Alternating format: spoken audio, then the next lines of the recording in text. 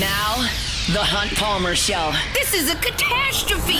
You are now listening to The Hunt Palmer Show. Brought to you by Renaissance Homes and Pools on 104.5 ESPN Baton Rouge. That's what I wished for when I blew out my candle. Locking down the middle of the day. Live from the Raising Cane studio. This is Hunt Palmer. The floor is yours.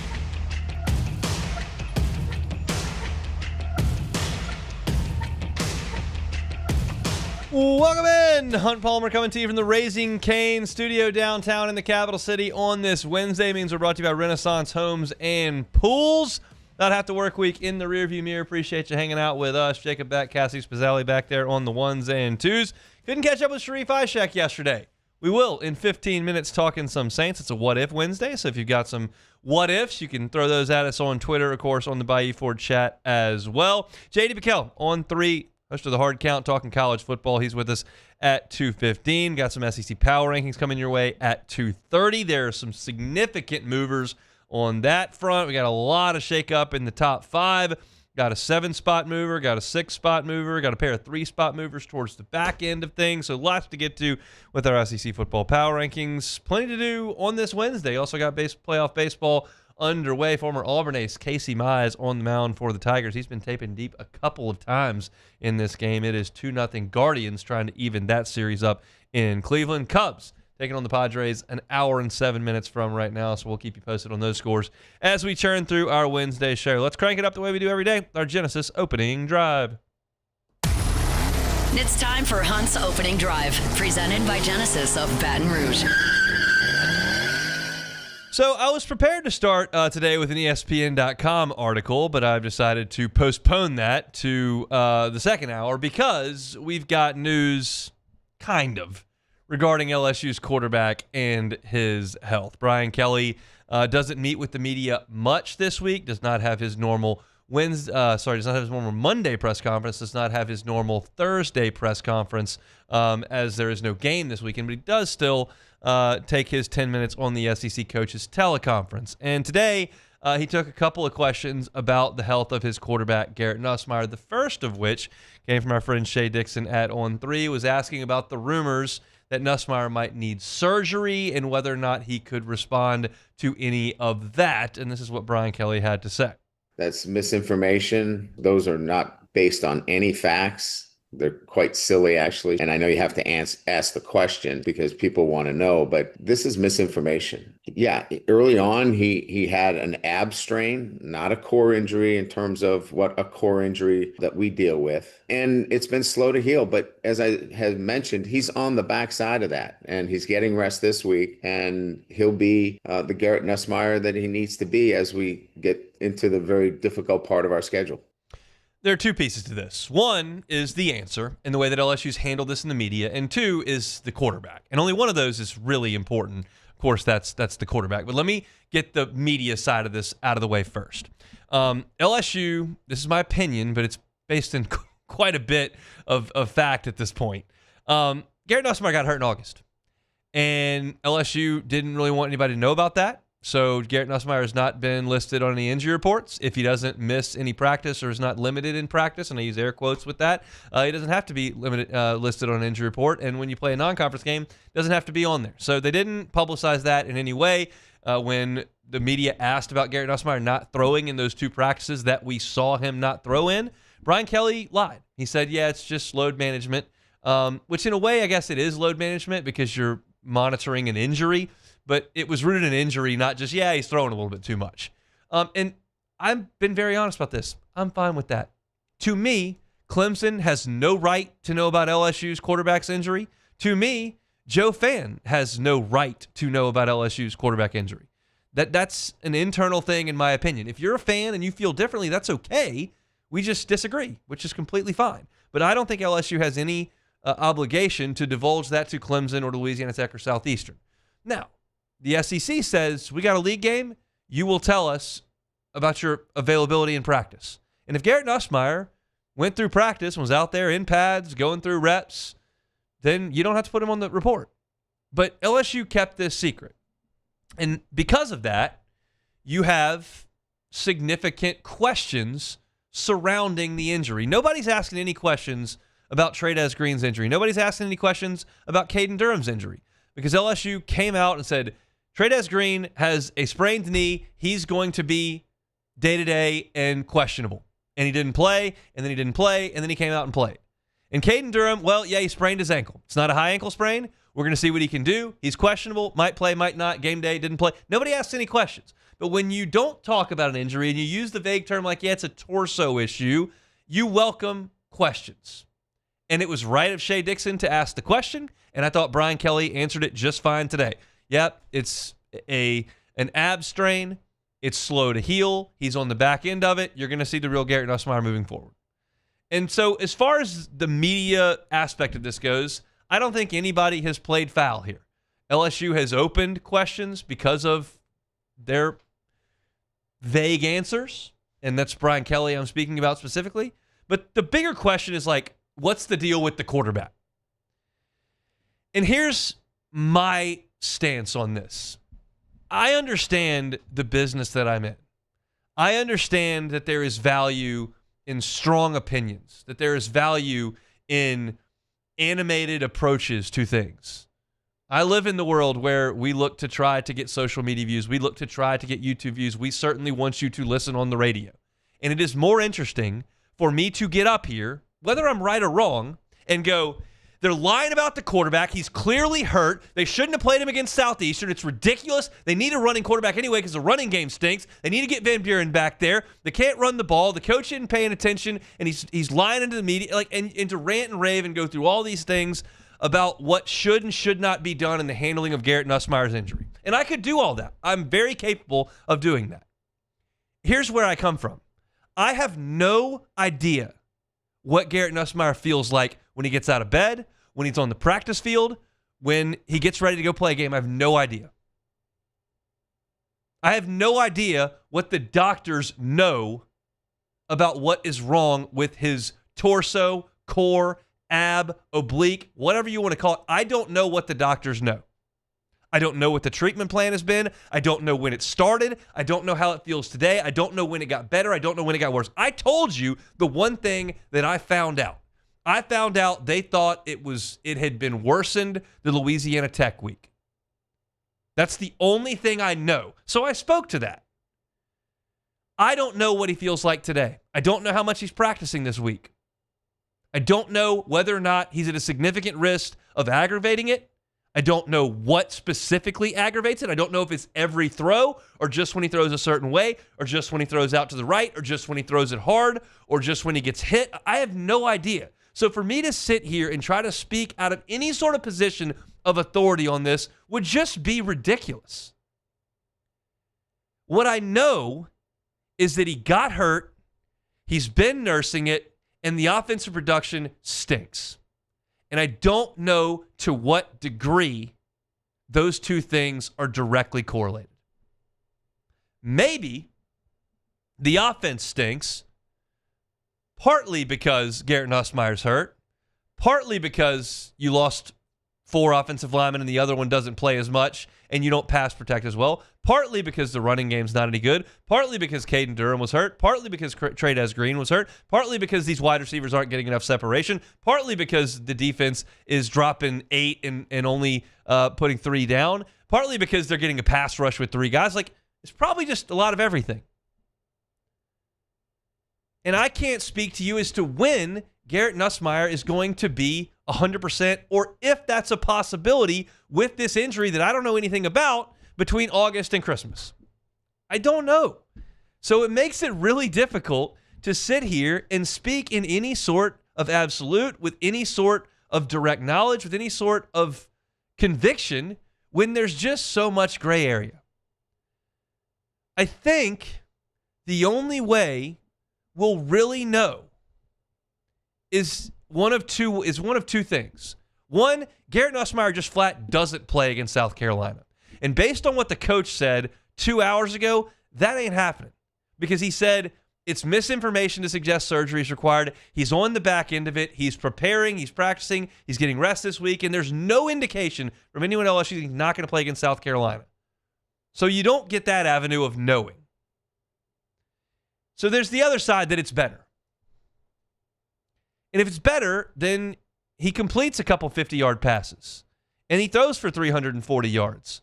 And the offense looks more functional than it is right now. Now, saying that, I am fully self-aware to tell you that after the game against Southeastern, I came on here and said the quarterback looked healthy. He made a couple of throws that had some zip on them, got the ball a little bit further down the field. I don't care that Southeastern can't play defense. I just feel like he looked healthier. And then they came out against Ole Miss, and Chris Hilton got 10 yards behind the defense, and he grossly underthrew him, and they couldn't move the ball either on the ground or through the air. So I say all of this and go all the way around this topic to suggest it's very difficult for me as someone who's analyzing this football team to give you any hard and fast thoughts. I can try to connect dots, and I can be hopeful, but I just can't tell you unless Garrett Nussmeier wants to come out and be very open about this, as opposed to the answer, which was, I don't want to talk about my health tonight. We're just not going to really know. I can speak in absolutes when I say this. If they play offense for the rest of the season like they played offense the first 5 weeks, they're going to lose 4 or 5 games. I can tell you that. But my sincere hope is that they don't. And if you want to go to the opposite end of the spectrum, from the 4 or 5 losses to making the playoff, he's going to have to get healthier than he is and play a whole lot better. And I cannot sit here and tell you when that can happen. Can it happen against South Carolina? Maybe, maybe not. I don't know. Vanderbilt? I don't know. Arkansas? Ought to go nuts against that defense. They're atrocious. Does the next bye week help? You're going to need that to get ready for Bama. There's just not a lot out there. And I'm okay with that. I don't need the information. But I can't give you an honest assessment. And I feel like there's a lot of people, not media people specifically, like just people in the LSU ecosystem here, whether you've got a Twitter profile or a group text or call into a radio show or have an opinion somewhere somehow, that feel like that LSU is grossly mismanaging this, or they've got to make a quarterback change. And I feel like you're likely making those claims with as much information as I have, which is very, very, very little. And I just think that's a dangerous thing to do when you don't know. You feel like, well, they're not playing well and they lost a game. Somebody's got to be held accountable for this. To me, you just sit back and hope, hey, I hope this guy gets better. And that's where I stand on this whole issue. There's just not a lot more to say about it this bye week. You're not going to get anything else from Brian Kelly. Someone will ask him about it on Monday, and he will suggest whether or not Garrett Nussmeier is feeling better or worse. And based on the answers that we've gotten for the last 6 weeks now, I don't put any stock whatsoever in the answer that he gives on Monday, in the answer that he gives on Wednesday of next week in the teleconference, and in the answer that he gives on Thursday next week in the press conference and his coach's show. I don't put any stock into it. I just need to see it with my own eyes with Garrett Nussmeier. And that's the next time we can truly assess how he's feeling, how he's playing, and what the ceiling is for this LSU team. Because without him healthy, the ceiling crashes south. With him healthy and improving, ceiling rises a little bit. We'll see. That's our Genesis opening drive here on this Wednesday. When we come back, Sharief, Ishaq, WDSU, talking some Saints. That's next. The Hunt Palmer Show. Renaissance Homes and Pools. They bring you our Wednesday shows. Joey Blanchard, just phenomenal guy to work with. Been here in the Baton Rouge area for years and years and years, and has helped dozens and dozens and dozens of Baton Rouge area families get into the pool of their dreams. If that's something that you want to have happen for you before next pool season, call Joey. This is not a bad time to put in a pool. It's actually a great time to put in a pool. You can contact him directly via cell phone, 225-252-7745. That's 225-252-7745. You can always put your contact information online at builtbyrenaissance.com. There's a contact us page right there. And you can start to design that outdoor kitchen that you've always wanted, that pool that you've always wanted for your kids or for your grandkids or just for you on these scorching hot summer months. It's still going to be in the upper 80s the next few weeks here. Pool season's almost in the rearview mirror. We're into October. But, we got a lot of months, so that home pool is good for use most months out of the year. Let Joey help you get started today. Call him, 225-252-7745, or check him out online, builtbyrenaissance.com. At Bayou Automotive, we believe in a sales process that puts you first. We want you to experience an easy purchase with clear pricing and great service. Let Bayou Ford and Bayou Chrysler Dodge Jeep Ram be your trusted partners in finding your perfect vehicle. The crew at Bayou Automotive is going to do right by you. At Ochsner, we know healing is a team sport. That's why we've partnered with world-renowned orthopedic surgeon Dr. James Andrews to create the Ochsner Andrews Orthopedics and Sports Medicine Institute. Whether you're a professional athlete or a weekend warrior, our team of specialists are dedicated to getting you back in the game. So whatever your reasons are for reaching your personal best, we've only got one: you. Ochsner Andrews Institute. Long live you. Raising Cane's is our victory meal. Football fans are some of the most dedicated fans in sports. It's a fundamental quality we share, and that fuels every single order of our hand-battered chicken fingers. Wherever there's football, there's Raising Cane's. One love. Let's go. I'm Gabrielle McLeod on behalf of the Louisiana Propane Dealers. I have spent hundreds of hours preparing for scholarship competitions. That preparation paid off when I won the Fitness and Talent Awards along with the title of Miss Louisiana. The Louisiana Propane Dealers are also pretty talented and want you to be prepared for when the power goes out. Visit louisianapropane.com to find out about propane generators and other safety tips. Louisiana Propane, it truly is the fuel for our future. When it comes to choosing energy for your family and your home, make the smart choice with natural gas. You can count on efficient and affordable natural gas to keep you comfortable and reduce your environmental impact to help protect our planet. Together, we're fueling our energy future. Atmos Energy. While Louisiana politics can seem like they're from another planet, Moon Griffon isn't afraid to bring politicians back down to earth. Listen to the Moon Griffon Show weekday mornings at 9 on Talk 107.3. At Luba Workers' Comp, our journey began over 30 years ago with a simple belief: our clients come first. At Luba, our business has always been focused on people, not policies. Through every success and challenge, we've continued to grow because we've stayed true to our values, committed to providing you with genuine dependability. Because your well-being is more than a priority. It's our purpose.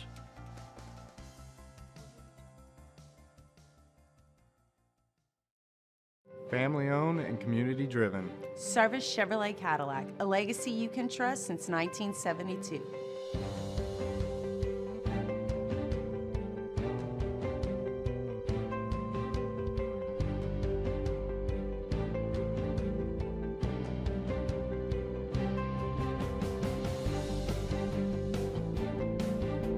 Service Chevrolet.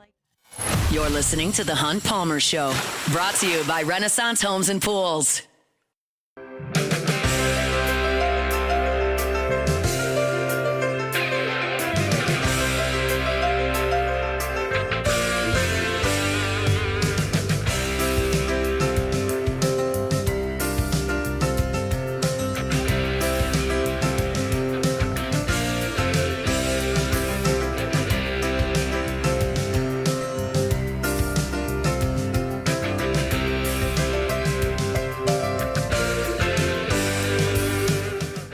Look at my guy Javi Baez driving in.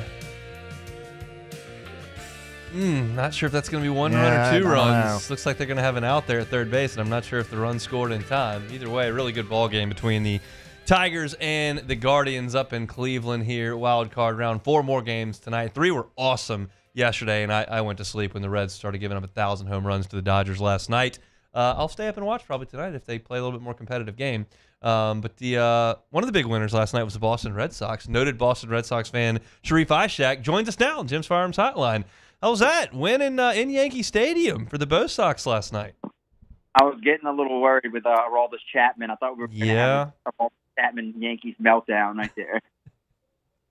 He's been throwing really hard since like 2009. So it's been a long go for Aroldis, but he got it done last night for the Bo Sox in the Bronx. Let's talk Saints, Sharief.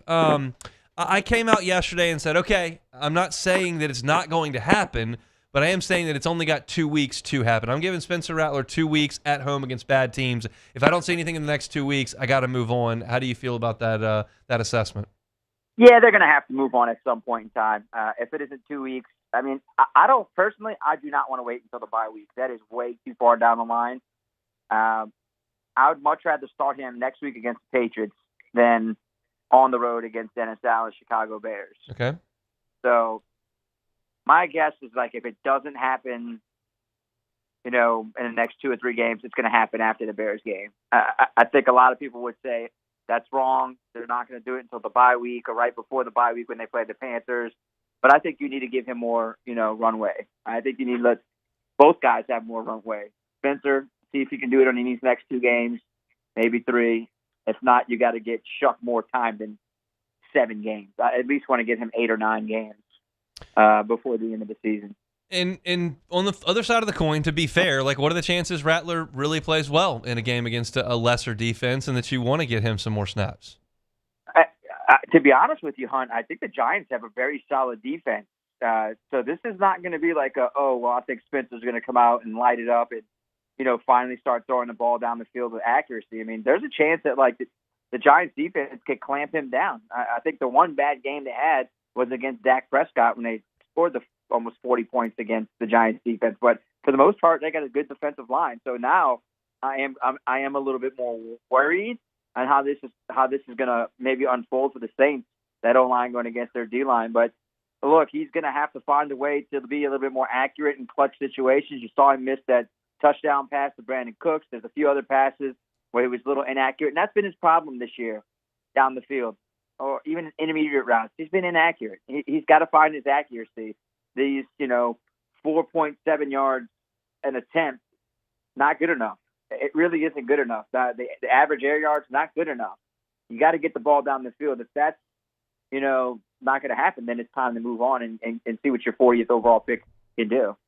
I'll tell you this. I like the running game on Sunday. I think they're blocking it, and I think Kendre Miller and Alvin Kamara have looked pretty good sharing the workload. What do you think of the running game? Yeah, you asked me about Kendre Miller a lot throughout the last year and a half, and he has shown up so far this year. Look, the offensive line has done a very solid, admirable job in the run and run blocking. Now, the Bills had the worst run defense in the NFL going into that game. They were giving up about $165, and the Saints racked up almost 190 yards. So, yes, they got the job done like they were supposed to against a bad run defense, but it's nice to see that they could do it, though. Sometimes in the past, they probably wouldn't be able to do that, and to watch Alvin and Kendre, even Spencer, who had 50 yards rushing, using his legs the right way, I think that was, a positive sign for the run game. I think the key for Spencer, honestly, Hunt, for him to maybe become a little bit better down the field, is for that run game to be a little more successful and to be consistent. So that's a plus sign for the Saints to have the run game working. The expectation is that Foster Moreau and Taysom Hill are going to return to practice this week. What do you make of those two guys coming back? It doesn't help with the deep threats. It'll help with blocking a little bit more, and it'll help a little bit more in the short passing game, and it opens up your offense for Taysom to do some more creative things. But I just don't know when they're going to actually come back and play on the field. It could take a week or two. It could take 3 weeks before we see them in live action. I just don't think them playing Sunday seems realistic after just being activated to practice. But it opens up things, but not like the deep shots that you need. It helps a little bit more in an intermediate game, and with the creativity you can use with Taysom Hill. And Foster's a good blocker, so that just gives you one extra blocker on the field. Let's go to the defensive side. I mean, a lot of people want to talk about Sanker on Sunday. I'll let you do that. What you think? Yeah. Look, one of their draft picks is hitting. I'm not including Banks, but it's good to see one of your later draft picks actually do something good. And he was showing signs there at the end of the preseason and some of those preseason games, and it's nice to see him go out there. He got a couple passes defended, had the interception. Got to clean up the tackling. I think you could say that about the entire defense. There's a lot of missed tackles in that game, but this is the one thing we talked about going into this season and throughout the season. You want to see the process continue to get better. You want to see the rebuild get better, and you want to see young players improve throughout the season. And that's the step in the right direction in terms of the young players improving and taking that right step forward. And I like Jonas. He was good at Virginia, and he's showing signs. This may be a ridiculous question. I understand what their record is. do they need to win on Sunday? Yes. And they need to, at least for more. I know you ask me the morale question all the time. Yeah. But if they don't win this game, I don't know when they're going to win a game. Because the Patriots are not a gimme. Like Drake May and the rest of that team, they look like they could be tough for the Saints at home. I mean, they got a very good head coach. He's a good defensive head coach. He's kind of a brilliant mind as well. So, yeah, I mean, this is the time to get a win. You get Jackson Dart, who wasn't really that great, 111 yards on 13 of 20, got sacked 5 times. Yeah, he had the 2 touchdowns, but they were like 3 yards. Yeah. Yeah, I mean, this has got to be the game that you win. I mean, there's the Malik Neighbors. This is a chance for the defense to take advantage of Dart in that offense. So how have the players and Kellen Moore responded to a rough start where they're not winning games? Like, how has that been received in the media? Do you feel like there's any sort of sullying the mood, or is everybody just ready to get back to work? No, I think everyone's ready to get back to work. I mean, they understand that, like, they don't like to talk about moral victories that much. Yeah. They know a loss is a loss. They don't want to celebrate moral victories. But at times, you should. You should see the steps they're taking. We keep talking about the steps in the right direction. That's the things that they need to look at. No one expected them to win 2 of those games in the first 4. I said if they came out 1-3, it'd be great, but 0-4 and they hung with the Bills, and they could have had a good chance to win it with a couple brain farts that like kind of ruined that game for them.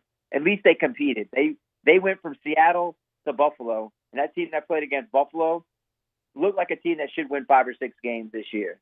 I know that's sad to say. That's really coming from that's just considering what they've done in the past, just to say 5 or 6 games, but just to go from that week to this week, it's a shot. It's a good sign. And then they're not going to quit. I think they're fine. I mean, the players are fine. The coaches are fine. I think they're sending out the right message. The players aren't frustrated, and that's the thing. You don't want to be frustrated. And I think that's going to translate here on the field Sunday. I feel good about them this Sunday and, getting Kellen his first win. Yep, that was my next question. So how do you think they do it? I truly think they're going to do it with their defense this week. I know that's been kind of like the struggle with their tackling, the things they need to clean up. Look, they cleaned up the penalties. They only have 4, although 3 of them were very bad special teams penalties. But I think they cleaned it up. The pre-snap penalty, they cleaned up the defensive penalties. I think they're going to get it done. I think they're going to get it done defensively. I think they're going to get after Jackson Dart quite a bit. They're going to finally get those crucial turnovers. Thanker had his one, but I think they're going to get the crucial turnovers in clutch situations, and I think the run game is going to be able to kind of pick up where they left off last week. And I like a low-scoring game, like 21-20 Saints, something like that. Let's hope so. That would be a good step in the right direction for the Black and Gold. They'll play on Sunday at noon against the New York Football Giants. Well, guess what, Sharief? You had me on last night. I got one text last night from my aunt who was watching the sportscast late, and then I got multiple text messages this morning from the re-air on the morning news from my stuff. So there's people watching. I can promise you that. Oh yeah, I mean, Brian Kelly talked this morning about Nussmeier, and you pretty much said the same thing he said this morning last night. So all 5 minutes, or 4 minutes and 3 seconds of it will air on our Sunday night show, Game On. So there you go, another Hunt Palmer appearance on Game On. I'll try to dress more presentably next time, as opposed to just a T-shirt and a hat. But that's right after bed and bath time in my house, so it's a tight crunch. Hey man, look, you're doing me a favor. I mean, don't wear a white hat and white walls. It doesn't really work well for TV. I have extra hats. We made sure that happened. Thanks, Sharief. We'll talk next week. All right, bud. See you next Tuesday. Sharief Ishaq, WDSU down in New Orleans, talking all things Black and Gold. We'll get to some Pels talk as the month of October progresses. They're now working out down there in Metairie, and the NBA season will be upon us. Zion skinny, Hunt. That's what they say. Yeah. We'll see if he can keep it off. It's always a bigger battle. We'll see. It is 1-1 up there in Cleveland. Tigers and Guardians tied. Bullpens are in the ball game for both teams now, so we'll see how that all shakes out. It'll be the Tigers trying to move on to the divisional round. Cleveland trying to extend things to a Game 3 tomorrow. When we come back, What If Wednesday? The Hunt Palmer Show. The Hunt Palmer Show. Genesis of Baton Rouge, genesisofbatonrouge.com. It's where your buying experience is going to be luxury in every way. You're going to feel like a guest at the dealership, not a customer. Their brand ambassadors are going to help you every single step of the way, whether that's inside the store or completely remotely. They can help you out either way. It's just part of the experience of being a Genesis buyer and Genesis driver. And every single vehicle in their line, all the models are IIHA top safety picks, all of them. So you know when you get behind the wheel of a Genesis for that test drive, you know when you put your family in that Genesis when it is your own, that you're going to be behind the wheel of one of the safest cars on the road. It's a luxury brand at a reasonable price. So when I say luxury, don't immediately tune out and go, oh, I can't afford that. Go by and see them. Airline at Pickell. Talk to them about their line of vehicles. Get behind the wheel and see. You may surprise yourself and be able to swing that price tag. It's Genesis of Baton Rouge. They're airline at Pickell. And they're online at genesisofbatonrouge.com, genesisofbatonrouge.com. My father, J.B. Falgu, had a vision of growth for First American Bank and the communities we serve. The bank's foundation was built on his legacy of compassion, loyalty, and dedication. Through his years of leadership, First American has prospered to heights even J.B. could not have imagined. I know my father would be extremely proud of the customer service and financial stability that First American provides to Southeast Louisiana. We continue to thrive because of the legacy of J.B. Falgu. BRAC teamed up to reimagine your parks, and you imagined big. With your help, we went to work, creating 12 beautiful community parks across the parish. A family-sized water park, miles and miles of trails, and parks just for your dogs. There are more places to splash, to explore, to run wild, and even soar. You imagined, we delivered. Gold. BRAC, your #1 park system in the nation. These ice cubes could have been a thankless bed for an all-you-can-eat salad bar. But instead, they cradle and cool the crisp, refreshing Dos Equis. Nicely done, ice cubes. 104.5 ESPN Baton Rouge and First American Bank and Trust bring you the Heart of the Game Award, recognizing student athletes who deliver when it counts. Nominate your game day standout at 1045ESPN.com by the 21st. We'll choose 5 male and 5 female finalists, and then it's up to the fans to vote for the winners. Each winner gets a $250 gift card, a custom award, and the spotlight they've earned. Presented by First American Bank and Trust, a banking tradition since 1910. Men, age is just a number. Don't let it dictate how you feel. Goodwood Men's Sexual Wellness has anti-aging services that can help you look and feel your best. Visit yourgoodwood.com and discover a renewed sense of vitality. We typically think of stress as being bad for us. At Our Lady of the Lake and LSU, we are researching how certain types of stress, such as exercise, can be good for our immune health.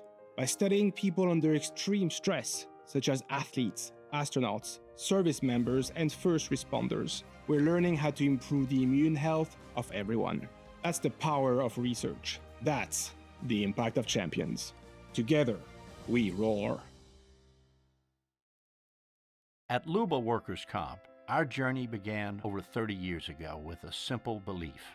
Our clients come first. At Luba, our business has always been focused on people, not policies. Through every success and challenge, we've continued to grow because we've stayed true to our values, committed to providing you with genuine dependability. Because your well-being is more than a priority. It's our purpose. This is the Hunt Palmer Show, brought to you by Renaissance Homes and Pools.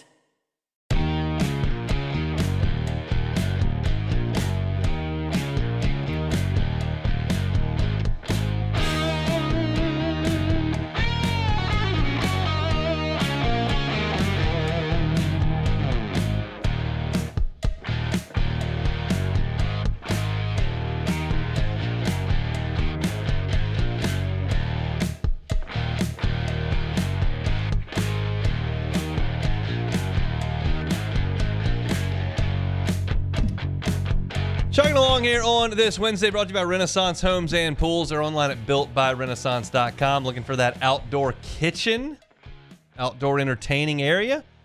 Builtbyrenaissance.com. SEC football power rankings coming your way in 55 5 minutes. Got a lot of movers and shakers this week. I did go back and compare them to last week's rankings. Got one team that moved 7 spots, one team that moved 4 spots, one team that moved 6, couple of 3s there. There's a 2. There's some moving around. We expected that after a really big week of games. Top 4, very jumbled after the weekend that was. So we'll get to all that at 2:30. There's a list ESPN.com put out a little bit earlier, ranking every Power 4 quarterback 1 month into the season. We'll tell you where Garrett Nussmeier ranks at this point. And then J.D. Pickell going to be with us at 2:15 as well. So lots and lots to do. Let's keep things rolling with some What If Wednesday. Time, space, reality.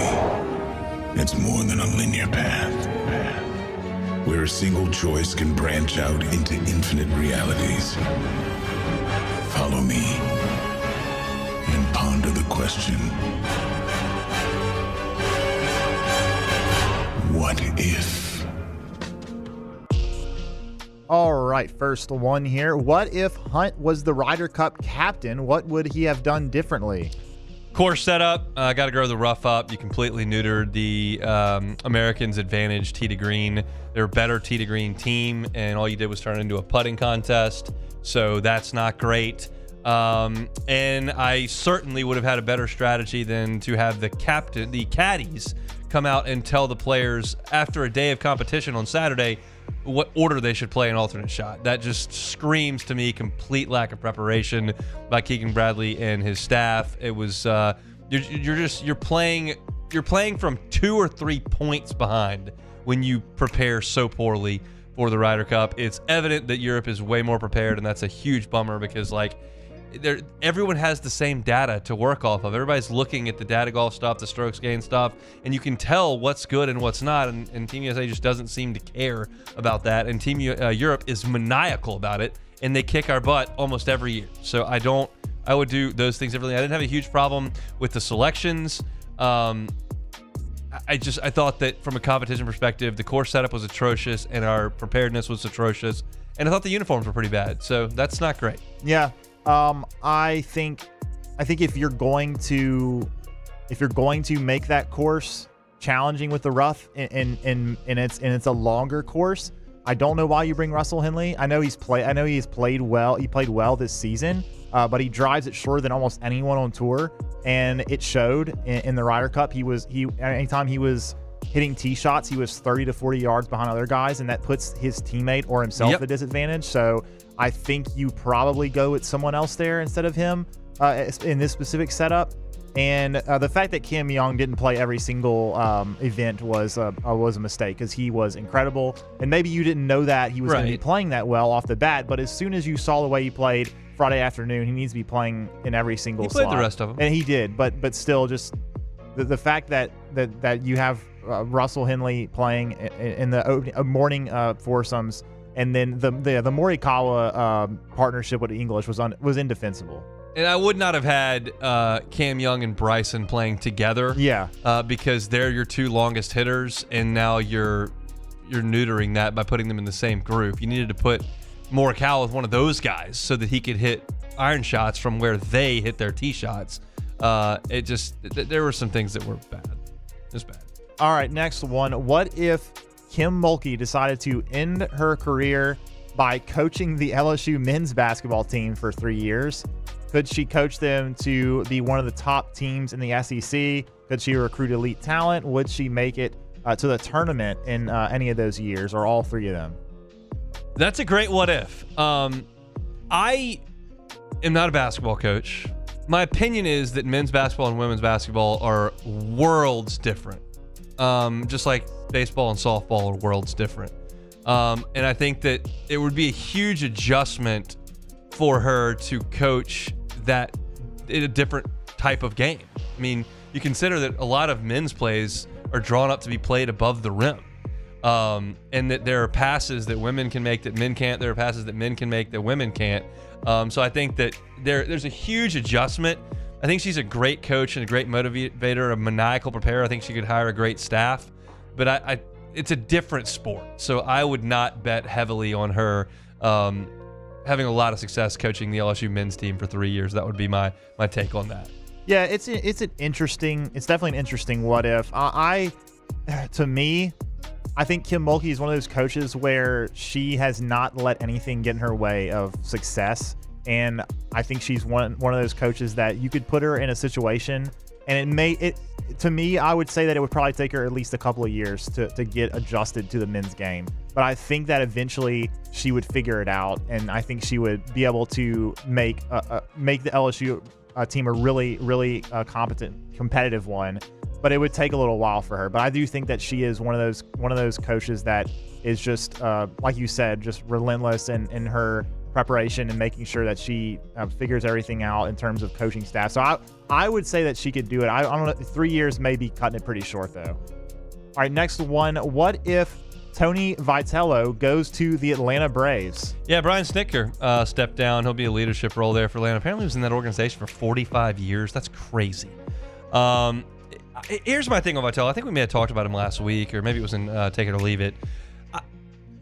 I know that everyone around here hates him, and I don't like him either, based on the fact that he is very good. His team competes directly with mine at the top of the sport, and they do a lot of things that are very, very hateable from the outside. But if I put that aside and I just analyze this thing for what it is, his players love to play for him. He gets a lot of energy out of them, a lot of focus out of them, and they win a lot of games. They play very well. I think he's very good in the clubhouse. He's very good at relating to people, and he teaches hitting very, very well. They're a very, very good hitting team. And I think he's mellowed a little bit from the days of throwing the bat at the dugout. I think that was Arkansas or Florida. He's mellowed a little bit from the days of screaming at Dave Van Horn. Mellowed a little bit from the days of bumping the umpire. That was all 3, 4, 5 years ago. I haven't seen as much of that from him. I think he's matured a little bit. He doesn't have to prove himself anymore. He's won a national championship, and he's got probably the winningest team over the last 4 years, just off the top of my head. So I think there are some things to like about him from a baseball perspective. Now, he is playing with more talent than most of the teams he plays against now, and that's not the case in Major League Baseball. And it's certainly different managing a major league team from a pitching perspective than it is a college team. So I'm not here to tell you that I think he's a slam dunk, but I think he has some qualities that are very interesting as a baseball guy in a clubhouse. I think he's more so one of the guys than one of these college coaches that's a strict disciplinarian that is cracking the whip on these young college players. He lets them go. And in the major leagues, when you're with a team for 7 months straight, you're not a disciplinarian. You kind of let them go, and you manage egos in that way. And I think he would be good at that. So I think it's an interesting look by the Giants and the Braves. I'm doubtful that he gets one of those jobs, but I think it's interesting. All right, I'm just seeing this on Twitter, Hunt. I know our biggest fan, of course, Richard Condon. Yes, he responded to your what if. Saying he sent his in first. No excuse for your producer, me, who he says in quotations, nice guy, which I appreciate, not to ask the one he sent in.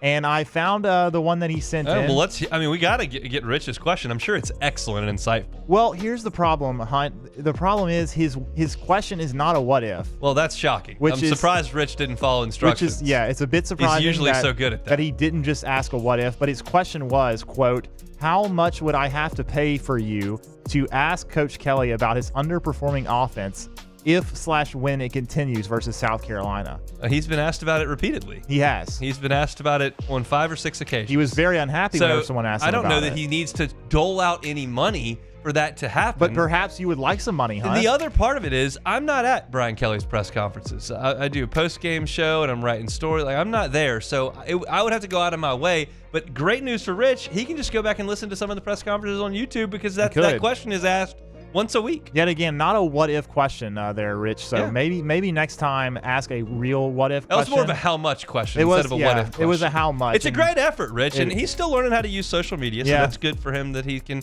make that happen. But it just, we're not quite there. Yeah. All right. Let's see if we got any in the chat. I don't know if I've seen any really. I think there was one more in the doc. Oh, yeah. Let's see. Yes. What if you could only watch college football or the MLB this Saturday? So I don't have a dog in the college football hunt, and I may have a dog in the MLB front. I mean, if the Cubs are playing, that's a no-brainer. I got to watch the Cubs because that's the only team that I can now like truly watch as a fan without working. I have to write a story after LSU, after every LSU football, basketball, and baseball game. I have to write a story. So I'm still pulling for them to win, obviously, but it is a work assignment when it happens. The Cubs are the only team I can watch completely unfettered by that. So that's obvious. If the Cubs were to lose, I might say college football because I wouldn't have a sour taste in my mouth. The Cubs would have just lost 2 games in a row. But just on principle, give me college football or Major League Baseball, I would take the Big League Baseball playoffs over the first week of October in college football. And because the big SEC game is Alabama Vanderbilt, forgive me, I'm not just like beating down the door to see that. If you were giving me last week's slate and I could watch Bama Georgia and A&M Auburn, and then there was another one I think that was big. I mean, Tennessee Mississippi State ended up going overtime. Like, that's a better slate. But this week, Alabama Vanderbilt, do I have to see that? Not really. Yeah. Oh, but no, I'm going to be clear. I'm going to watch it because I don't have to abide by this what if. Yes. But I don't have to watch it. I agree with you too. Yeah. I mean, if LSU, even if I'm watching the Cubs. I mean, we gotta get this thing going here. They got a big win last night. They're playing on Saturday. That's gonna be must watch TV for me. All right, one more real quick. I think this is a question obviously for maybe a little bit ways away, but it is What If Wednesday. What if LSU goes 8-4? How hot is Brian Kelly's seat?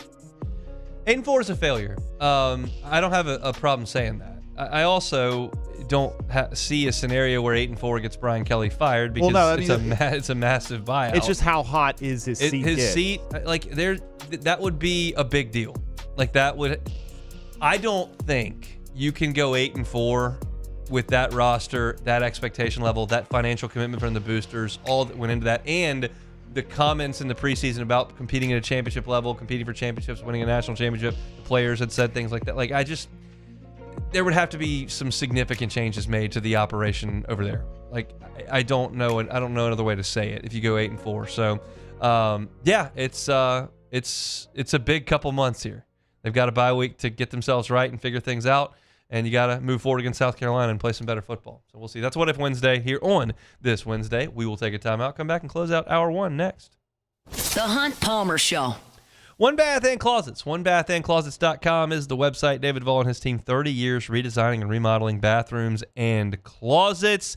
When I say redesigning, remodeling, you may think big scale projects. Doesn't have to be that way.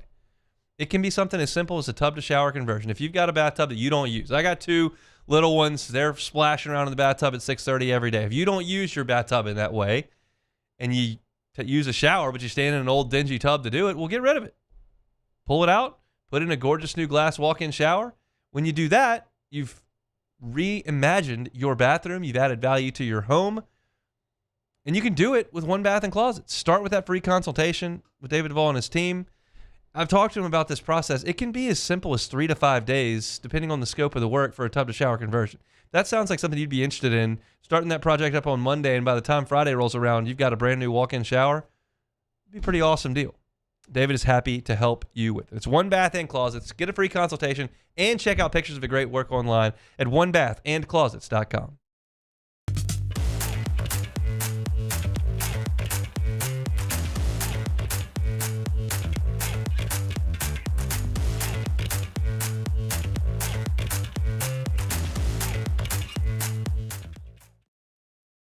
When it comes to pipe fabrication, time is money. And at River Parish Contractors, we make every second count. Our 36,000 square foot shop is ready to take on your projects right now. With experienced welders, precise fittings, and fast turnarounds you can trust. Whether it's a single custom spool or a full-scale run, we have the capacity and the skill to keep your job on schedule. Call us or visit rpcontractors.com for your quote. That's rpcontractors.com. These are the luckiest ice cubes in the world. They could have been a thankless bed for an all-you-can-eat salad bar. But instead, they've been called upon to cradle and cool a crisp, refreshing Dos Equis. Looks like the lucky just got luckier. Dos Equis. Breck teamed up to reimagine your parks, and you imagined big. With your help, we went to work, creating 12 beautiful community parks across the parish. A family-sized water park, miles and miles of trails, and parks just for your dogs. There are more places to splash, to explore, to run wild, and even soar. You imagined, we delivered gold. Breck, your #1 park system in the nation. ED, low T, or simply seeking to optimize your health and performance? Goodwood Men's Sexual Wellness offers a range of discreet services to address your specific needs. We empower men to reclaim their health and confidence. Visit yourgoodwood.com. Raising Cane's is our victory meal. Football fans are some of the most dedicated fans in sports. It's a fundamental quality we share, and that fuels every single order of our hand-battered chicken fingers. Wherever there's football, there's Raising Cane's. One love. Let's go. Flight by Yingling is raising the bar by crafting the next generation of light beer. With only 2.6 carbs and 95 calories, this is premium refreshment 6 generations in the making. Flight by Yingling. Raise the bar. In South Louisiana, you can always count on good people coming together to help our children. At Dreams Come True, we grant wishes for Louisiana children with life-threatening illnesses. But to do this, we need funds. That's why we're trying to raise $100,000 for Dreams Come True by giving away the Blessed Builder School. Make your backyard's dream come true while helping our kids. You're listening to The Hunt Palmer Show, brought to you by Daryl May of Trustee Properties. Looking for land to hunt or build? Call Daryl May at Trustee Properties.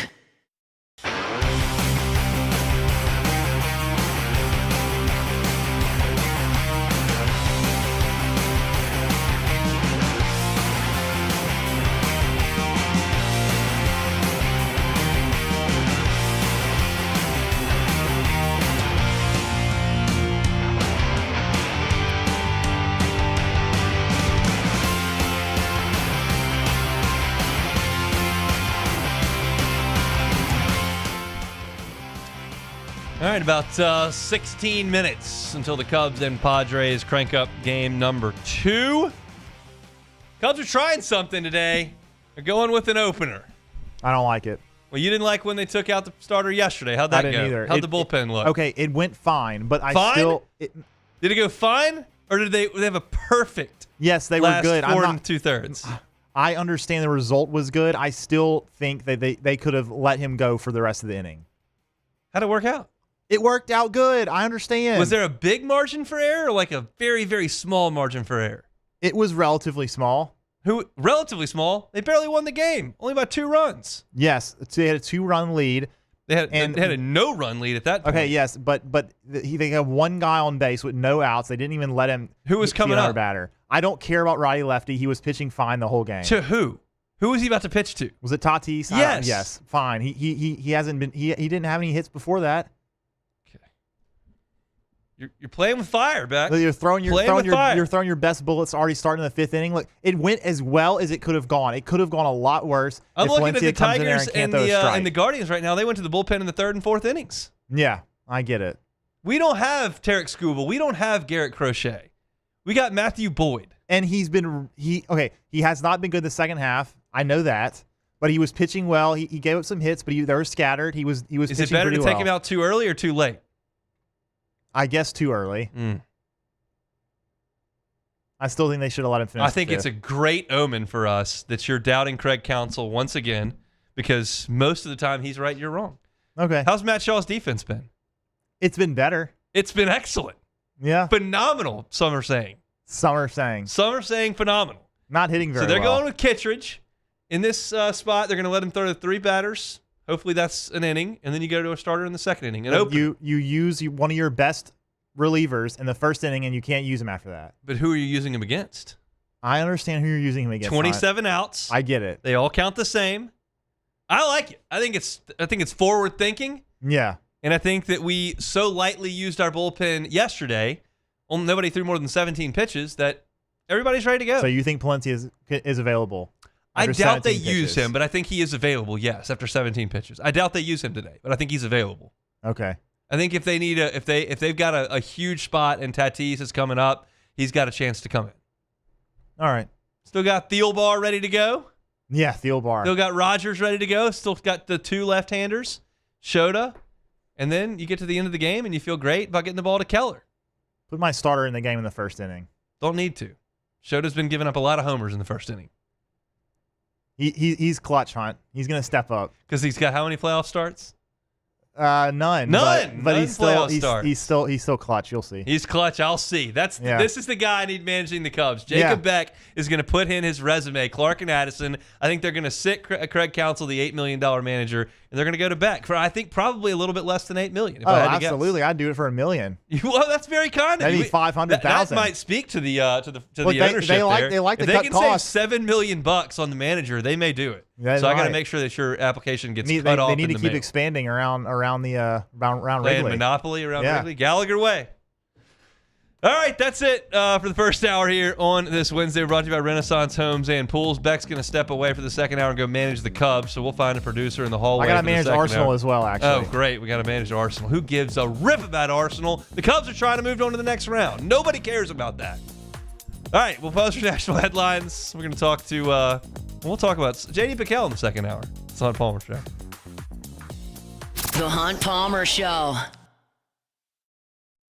At Bayou Automotive, we believe in a sales process that puts you first. We want you to experience an easy purchase with clear pricing and great service. Let Bayou Ford and Bayou Chrysler Dodge Jeep Ram be your trusted partners in finding your perfect vehicle. The crew at Bayou Automotive is going to do right by you.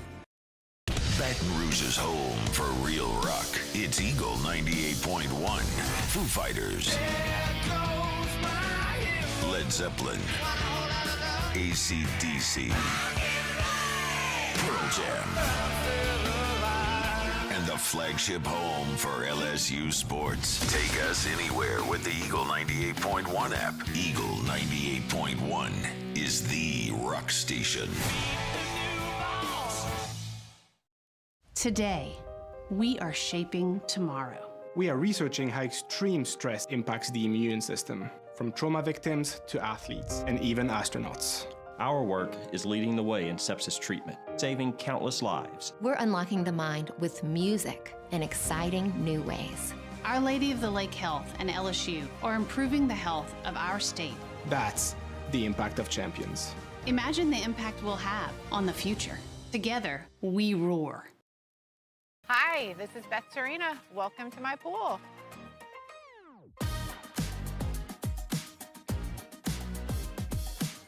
The first time I saw this beautiful pool, it exceeded every expectation that I had. They were able to get everything we wanted in this pool. It is a beautiful pool. We live out here, we eat out here, we watch TV out here. This is like our living room outside. We love this pool and everything about it. When we decided to build our pool, we called a great friend who is one of the best pool builders in the country in North Louisiana, and we said, who would you choose to build a pool in Baton Rouge? And without a hesitation, he told us Russell Pools. He said their history, tradition of great builds, great pools was unmatched. So of course, who did we call? Russell Pools. The advice I would give to anyone looking to build a pool is first call Russell Pools. They'll do an incredible job. It'll be incredibly organized, it'll be time efficient, and you will have your pool in no time.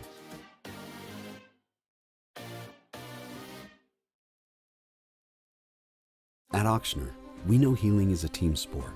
That's why we've partnered with world-renowned orthopedic surgeon Dr. James Andrews to create the Auctioner Andrews Orthopedics and Sports Medicine Institute.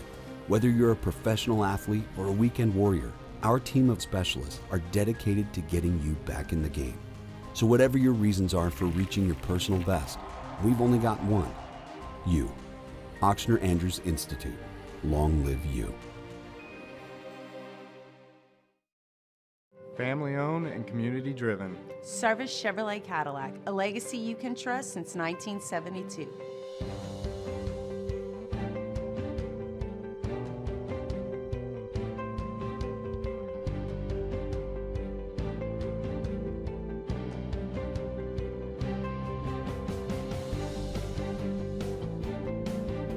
Service Chevrolet Cadillac, our family serving your family. For over 50 years.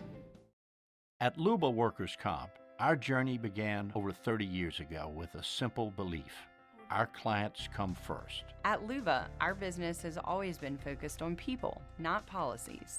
Through every success and challenge, we've continued to grow because we've stayed true to our values, committed to providing you with genuine dependability. Because your well-being is more than a priority. It's our purpose.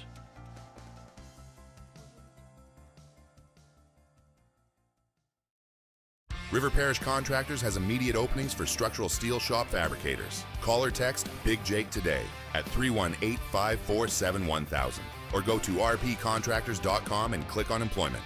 River Parish Contractors. Let's get building.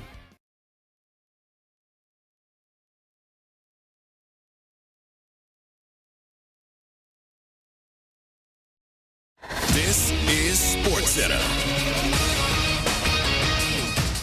I'm Christine Lisi. Facing a must-win in Game 2 of the AL Wildcard Series, the Guardians got on the board first with a George Valera solo shot, bottom one. Tigers tied things up on a Javi Baez RBI single, top 4. Detroit and Cleveland still tied 1-1, top 6. Brian Snitker won't return as Braves manager, will remain with the organization in a senior advisory capacity. NFL, the Browns benching veteran quarterback Joe Flacco will start Dylan Gabriel Sunday against the Vikings in London. Cleveland has to give the rookie time to succeed, advises unsportsmanlike co-host Chris Canty. A string of starts, you can't have a quick hook on this thing. You got to let it fully bake. And I think that's in part why they want to have Shedeur Sanders remain at the number 3 quarterback spot and allow Joe Flacco to serve as the backup. Remember, the backup quarterback throughout the course of the week, his primary responsibility is to make sure that he helps get the starter ready and then to be ready to step in if something happens to the starter. Gabriel will become the 41st different QB the Browns have started since 1999. Commanders quarterback Jaden Daniels medically cleared to return from a sprained knee and play against the Chargers on Sunday. Hey, it's your resident Super Bowl champ, Chris Canty. Coming up Thursday, the 49ers are 3-1, but I'll tell you why all their injuries are finally catching up to them. It's unsportsmanlike, 6 a.m. Eastern, right here on ESPN Radio, ESPN2, and ESPNU.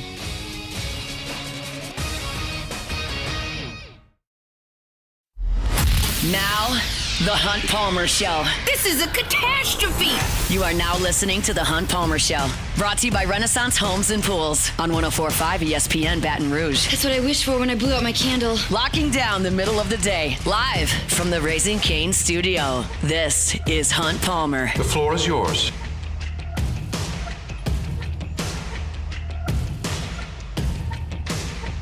Half that work week officially in the rear view mirror. Appreciate you hanging out with us on this Wednesday. We're brought to you by Renaissance Homes and Pools, officially now working towards the weekend. JD Pickell, host of the Hard Count on 3 Sports in 15 minutes. SEC football power rankings coming up in half of an hour. Let's start the hour off here with an ESPN.com piece. It is ranking every Power 4 conference quarterback. Let's see what the last number is. Of course, that ranking is going to start with 1, but it gets, how many teams are there? It gets through 68. So it's 1 to 68 is the ranking. And of course, as I tell you all the time, like the first thing I do when I jump to one of these lists is go to the local angle. Like, where's Garrett Nussmeier? And so I started scrolling through, and it took me a little while to get there, quite frankly, to scroll down. But Garrett Nussmeier does show up on this list at number 37 on the list. So worse than half on this list. The blurb reads, the preseason Heisman contender dealt with a torso injury before the season. Sure looks like he's still dealing with it, but he has to throw it all the time because LSU's running game stinks. He's throwing quick passes. He's 115th in air yards per attempt. There's only 133 teams in the country. Not completing a huge percentage, 43rd in completion rate, and the ones he is completed aren't going anywhere. 112th in the country in yards per completion. LSU's defense is finally excellent, but Nussmeier and the offense aren't living up to their end of the bargain. I have a hard time go ahead and disagreeing with anything that is being said there. And if you would have told me that Garrett Nussmeier was going to play like a bottom half of the P4 at quarterback this year, and I said, well, they're going to be in some trouble because I think the defense is going to be pretty good, but I don't think they're going to run it great, and if they don't pass it, they're not going to score a lot. And that has been the case to this point for Garrett Nussmeier in this offense, and you know that. Now, some familiar names back behind Garrett Nussmeier that I wanted to point out before I go to what's left on LSU's schedule on this list. Bryce Underwood is right behind Garrett Nussmeier. Nussmeier is 37, and Bryce Underwood is 38. They say that He's 38th in sack rate, 7th in yards per scramble, throwing the ball a little bit too hard at times, had some inaccuracies. He's better than what Michigan had last year, but is he good right now? Probably not. So Bryce Underwood comes in at 38. How about this? You've got to go down on this list a shocking amount to get to the two quarterbacks that LSU saw in their first two P4 games. Cade Klubnik is 54th on this list. His QBR for the season is 45.1. Hasn't thrown for 1,000 yards yet. We're more than a month into the season. The offensive line's been banged up. The running game's been wholly mediocre, and he's throwing a lot of short, ineffective passes as the blurb reads. And then you've got DJ Lagway, who is 61st on this list. As I told you, this list only goes 68 deep, and DJ Lagway is 61st on that list. 690 passing yards and 68 rushing yards to this point. It's just been completely inept. And those are the two guys that LSU was able to score wins over on the back of its defense. So now the question becomes, well, where's everybody else they play ranked? Well, I'll tell you, we'll go all the way to the top of the list. The best quarterback on this list that LSU will play is Diego Pavia. He is ranked second on this list. His QBR is 88.4. He's thrown for 1,200 yards, run for 300 more, 15 total touchdowns, fewer negative plays for the Commodores, 75% completion rate. He has played very, very well. Now, Vanderbilt's schedule has been very light. Yes, you went and won at Virginia Tech. Great. They've already fired their coach. Yes, you won at South Carolina. You destroyed them. That was great. Lenore Sellers had a concussion in that game, which 31-7 is 31-7, but that's the best you got on the resume, so still work to be done. But Diego Pavia at number 2. Incidentally, I'm not going to spend any time on this, but Trinidad Chambliss is third on this list. Third on this list. That's nuts. Ty Simpson is the next quarterback that LSU is yet to play. He is 8th on this list. Bad road start to begin, but projected over 13 games, he's on pace for 3,700 passing yards, 42 touchdowns, and no interceptions to this point. I got a feeling Ty Simpson will probably throw an interception at some point. He has not yet. So I told y'all a couple of weeks ago that I liked what I saw from Ty Simpson if you're looking at positives. I hated seeing it actually because it was Alabama's quarterback that was doing it, but I thought, like, that looks pretty good. And he is now up to number 8 on this list. So you got number 2 on the list, you're playing Diego Pavia. Number 8 on this list, you're playing in Ty Simpson. Those games are on the road. Oh, by the way, number 12 on this list, John Mateer, you play him on the road. LSU has 3 of the top 12 quarterbacks in the country, according to this list, yet to play on the road. Now, Mateer is banged up right now. He's got that broken bone in his hand, but very, very good thus far for the Sooners against mediocre competition. Michigan does have a good defense, but everybody else that he's played not been the toughest of sledding. But still, I think it's noteworthy that 3 of the top 12 on this list LSU plays on the road moving forward. Number 14 on this list, still Talon Green. And I gave you yesterday the ranking of games that I thought LSU could win, easiest to most difficult left on the SEC slate. And I told you Arkansas was the easiest left. He's the fly in that ointment because Green has been massively productive for a year and a half now. He's put himself on a pace for 3,300 passing yards and 1,100 rushing yards if you look at it over 12 games. He has thrown 5 picks.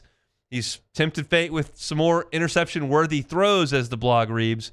But he's 6th in total QBR because he makes a ton of big plays. And that's somebody LSU will have to see. So that's 4 in the top 14 that LSU is yet to see. The 2 others on their SEC slate come in at number 26. That is Marcel Reed at Texas A&M. Of course, Reed torched LSU last year on the ground. He's been an explosive playmaker this year. 6 yards per non-sack carry, almost 15 yards per completion. He's been really good against zone coverage.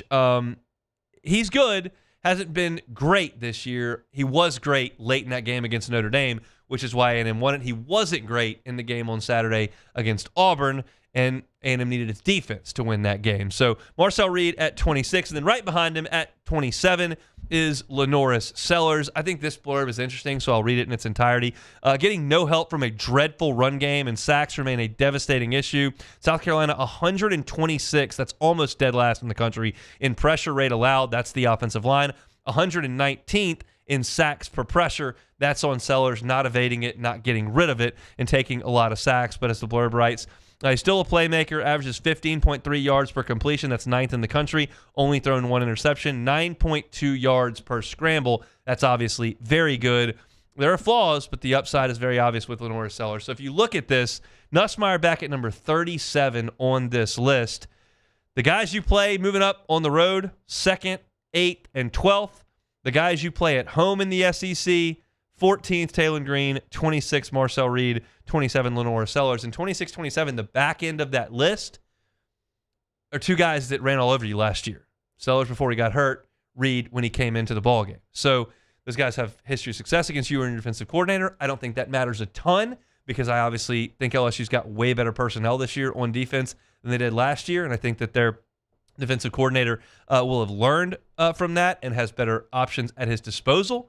But it's a little bit daunting to consider LSU's schedule, especially when you look at how far down this list DJ Lagway and Cade Klubnik have fallen. You thought those two guys were potential Heisman candidates, potential playoff quarterbacks, and they're down in the bottom 8 of this list. You've played the guys to give you a break. The guys that are going to be really difficult are still to come on this schedule. I want to be clear before we finish this segment. I still really, really, really believe in LSU's defense, regardless of where these upcoming quarterbacks rank.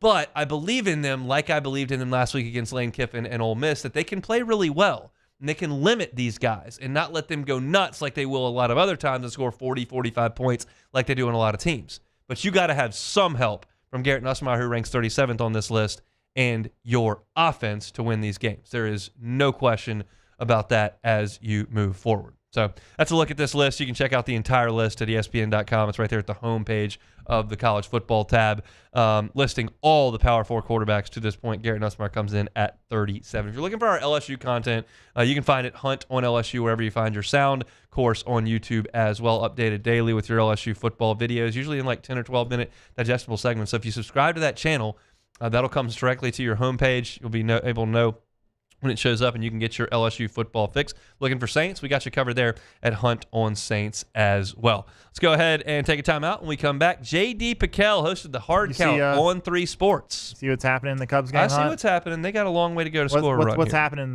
so far?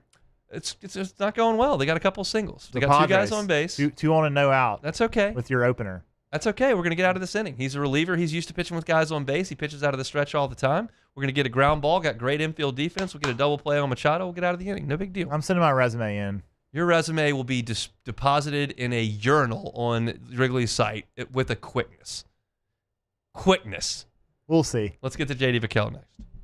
The Hunt Palmer Show. Highland Insurance Group, HighlandIG.com is the website. Captives. Talk to Jonathan Carbo about that on multiple occasions. If you're a business owner and you feel like you pay a significant amount in premiums, you're looking for a change to be made to your bottom line, the answer is not generally to cut out a bunch of coverage so you're less susceptible. The answer might be to get into a captive. If you have never been shown a captive, if you've never seen what that functions like and whether or not you're a fit, let the Highland Insurance Group take a look. They put folks in captives all the time. It can be a game changer to your business's bottom line. But you've got to be a fit from a premium standpoint, and you've got to be a fit from a loss history and risk management standpoint. If you are, contact the Highland Insurance Group. If you don't know whether or not you are and you want to find out, contact the Highland Insurance Group. Jonathan Carver and his team are phenomenal to work with. They're here in Baton Rouge. They are happy to help you out. It's the Highland Insurance Group. Check them out online, HighlandIG.com. Raising Cane's is our victory meal. Football fans are some of the most dedicated fans in sports. It's a fundamental quality we share, and that fuels every single order of our hand-battered chicken fingers. Wherever there's football, there's Raising Cane's. One love. Let's go. When it comes to choosing energy for your family and your home, make the smart choice with natural gas. You can count on efficient and affordable natural gas to keep you comfortable and reduce your environmental impact to help protect our planet. Together, we're fueling our energy future. Atmos Energy. Flight by Yingling is raising the bar by crafting the next generation of light beer. With only 2.6 carbs and 95 calories, this is premium refreshment 6 generations in the making. Flight by Yingling. Raise the bar. My father, J.B. Falgu, had a vision of growth for First American Bank and the communities we serve. The bank's foundation was built on his legacy of compassion, loyalty, and dedication.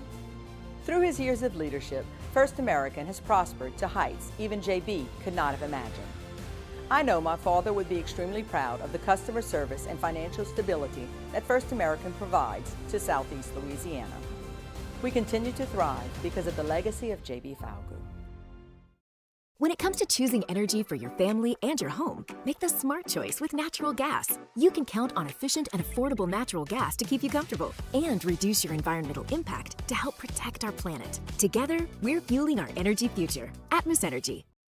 It's not just a game, it's a religion. You've got your team color, team swag, and now your very own website, LouisianaSports.net. Everything LSU, Saints, and Pelicans. Sports on demand. In-depth coverage by sports writing pros with continuously updated news. And with the LouisianaSports.net newsletter, you get pinged directly with top trending stories. Best of all, now and always, no paywall. It's free. LouisianaSports.net, powered by 104.5 ESPN Baton Rouge. Your home for Louisiana sports. We typically think of stress as being bad for us. At Our Lady of the Lake and LSU, we are researching how certain types of stress, such as exercise, can be good for our immune health. By studying people under extreme stress, such as athletes, astronauts, service members, and first responders, we're learning how to improve the immune health of everyone. That's the power of research. That's the impact of champions. Together, we roar. In South Louisiana, you can always count on good people coming together to help our children. At Dreams Come True, we grant wishes for Louisiana children with life-threatening illnesses. But to do this, we need funds. That's why we're trying to raise $100,000 for Dreams Come True by giving away the Blessed Builder School. Make your backyard's dreams come true.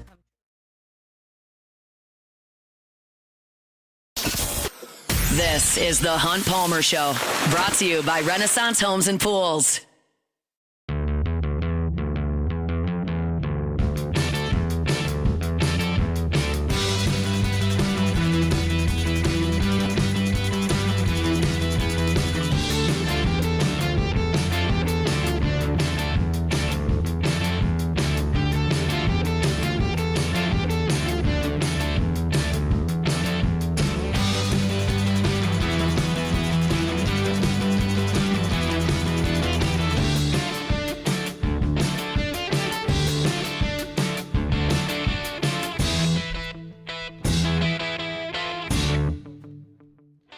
Wednesday show is brought to you by Renaissance Homes and Pools. Looking to get into that pool of your dreams. BuiltByRenaissance.com. BuiltByRenaissance.com. Joey Blanchard, the owner of the company. He'll work with you start to finish on your project to make sure it comes out exactly the way that you like it. So contact him, BuiltByRenaissance.com. JD Pickell, host of The Hard Count on 3 Sports, wherever you find your podcasts.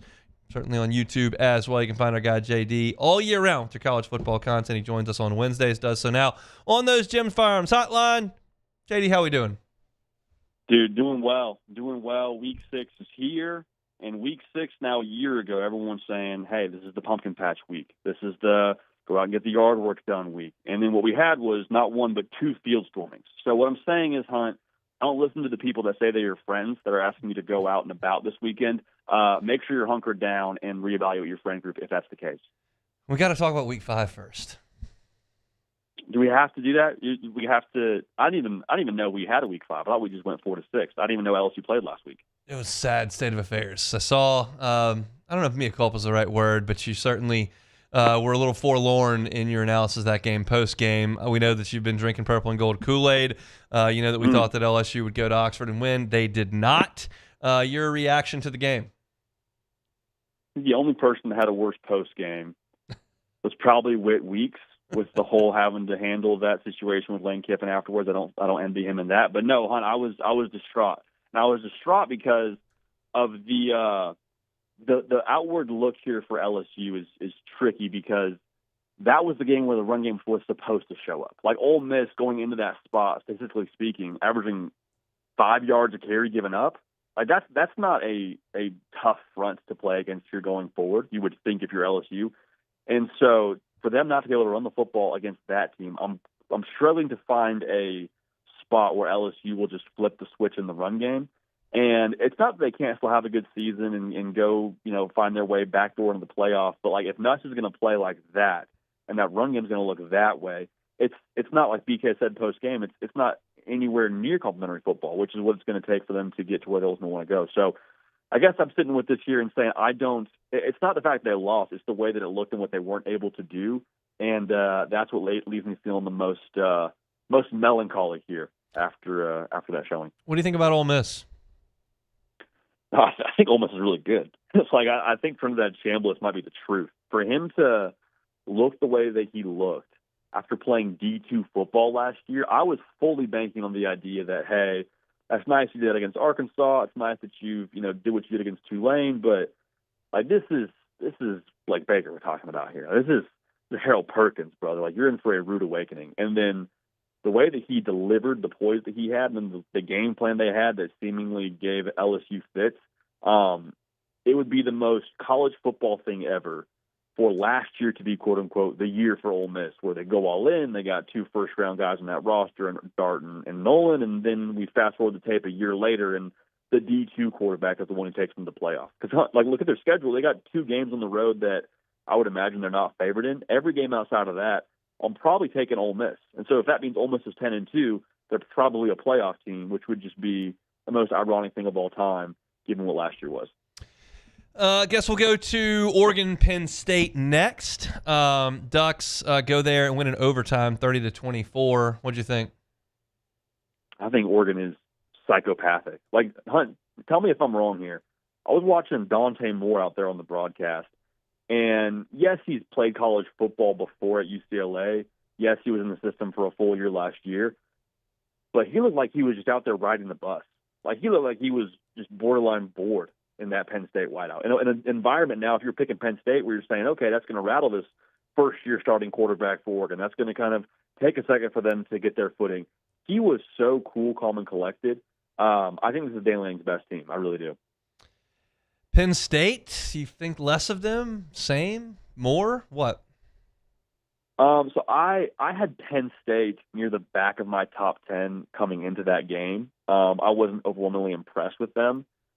But at the same time, like they play what I believe to be one of the top 2 teams in college football to a double overtime game. And if you're Penn State, you're like, man, we found a way at the end of that thing to probably be in a position where we should have won. Like you score first in overtime, you'd be like, okay, defense get a stop. Like we're walking out of this thing, maybe not feeling great about the way that it looked, but we walked out of here with a win, and we put another W in that unfortunate number for James Franklin when it comes to top 10 teams. So I think my biggest takeaway here is like, there's got to be a moment that Ohio State had post-Michigan where it's like we draw a line in the sand and we're not going to feel this way anymore. And that's kind of a cliche, unquantifiable thing to say to you because there's no way to point to that for Penn State and say, okay, they're going to be different because they lost to Oregon.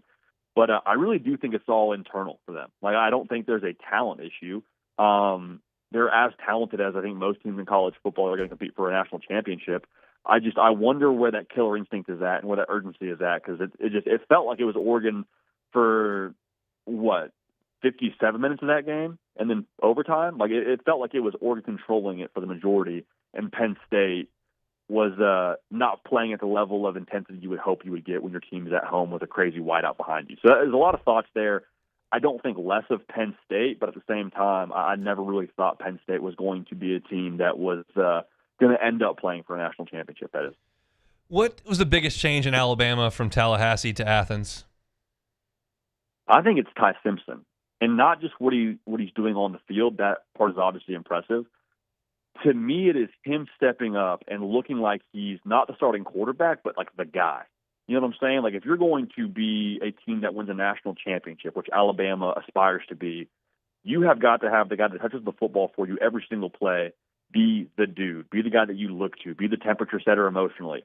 And so post-Florida State, I think we've seen Ty Simpson step into that role more. Like seeing him hush the crowd in Athens, I'm like, okay, Ty, a little bit edge there. I don't know if I've seen previous Alabama quarterbacks do that. I didn't see you doing that in previous spots against the Florida State. He's out there in the locker room like with a piece of the hedges in his mouth, rapping with his guys, like walking your track, tape over your traps. Like the moxie and the edge that Alabama's playing with, I think is radiating from Ty Simpson.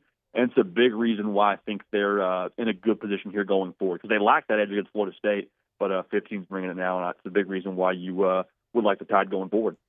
I'm not going to lie to you, JD. I would never lie to you. I feel a little silly trying to get amped up for Vanderbilt going to Tuscaloosa. Do I need to be amped up for Vanderbilt going to Tuscaloosa? My answer is yes, but I don't think you're wrong with how you feel. Like, seeing that Vanderbilt logo on a College game day graphic is a bit jarring. I'm 100% with you. The spot in itself, though, like, I think Vandy's actually good. Now, what does good mean? Does good mean they play for an SEC title this year? Probably not. I think good means they can hang with Alabama. I don't think that where Vanderbilt's at right now is fluky. But I also think that the spot that Vandy's in, the spot that Alabama is in heading into this game, is not being talked about nearly enough. Like last year, Hunt, this game was on 4:15 Eastern on the SEC Network.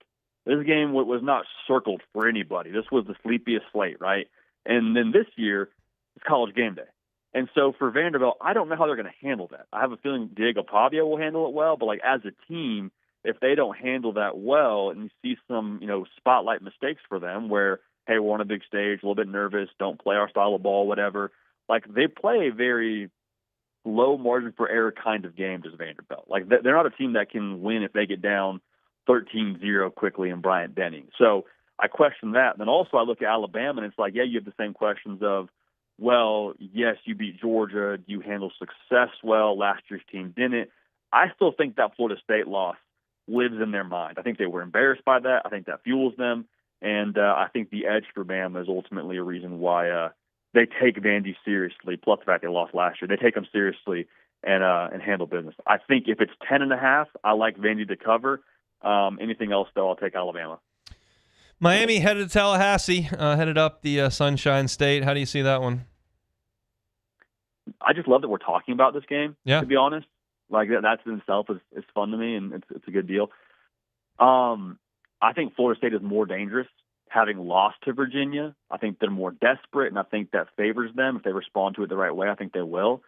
I just think Miami is the most dependable they've been, in the last decade? Yeah. Like, they feel mature, and they have things that I think will travel, which is violence on the line of scrimmage, which is experienced quarterback play. And so for all those reasons, there's too much for me there to not take Miami.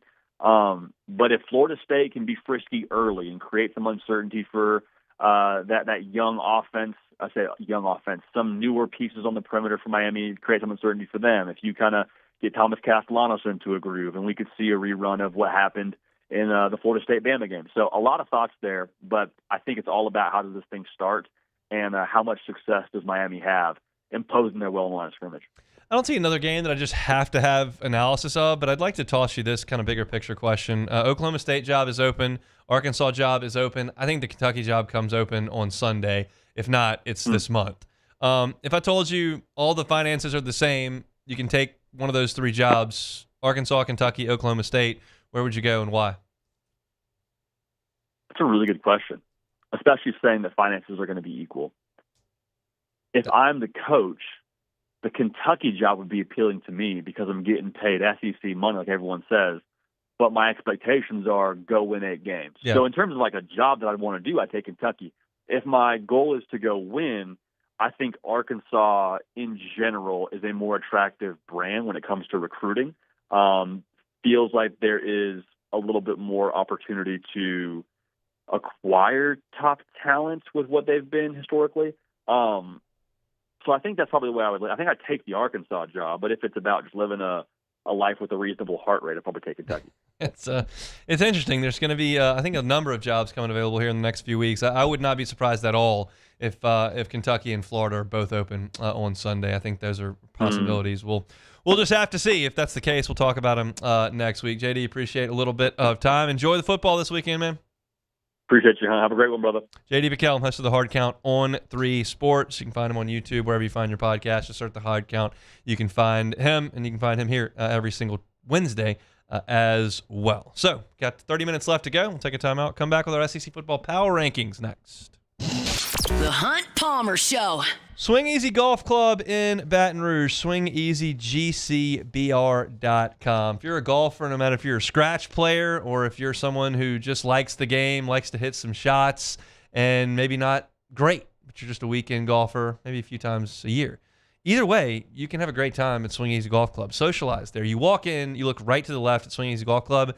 You got the front desk, you got the fridge back there, all the beers, seltzer, wine you could want, and then you got those 3 individual bays that are set up with your golf simulator. You got seating in there. It's comfortable. You got the television set up. You got the simulator. Hang out with some friends. You got 2 of you. You got 9 of you. You can still hang out at Swing Easy Golf Club. Enjoy your time. Watch some football on TV. Watch some postseason baseball on TV. Work on your game, or turn the simulator on to Pebble Beach. Turn it on to Bethpage Black. Turn it on to Cypress Point. Turn it on to Pine Valley. Turn it on to TPC Sawgrass. Play the Island Par 3 and bet your friends on it. You can do any of that stuff over at Swing Easy Golf Club. It's such a fun place to just go hang out, whether you're a great player or you just like to hack some balls around. And the good news is you can play the Highland Green, hit 50 in a row in the water. It doesn't cost you any golf balls. Just keep hitting the same one.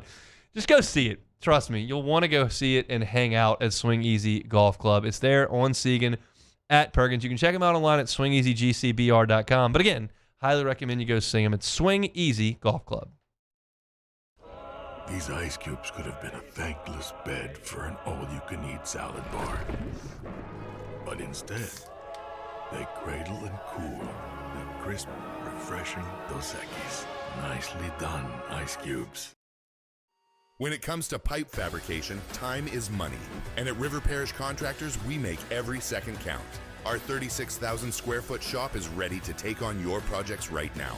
With experienced welders, precise fittings, and fast turnarounds you can trust. Whether it's a single custom spool or a full-scale run, we have the capacity and the skill to keep your job on schedule. Call us or visit rpcontractors.com for your quote. That's rpcontractors.com.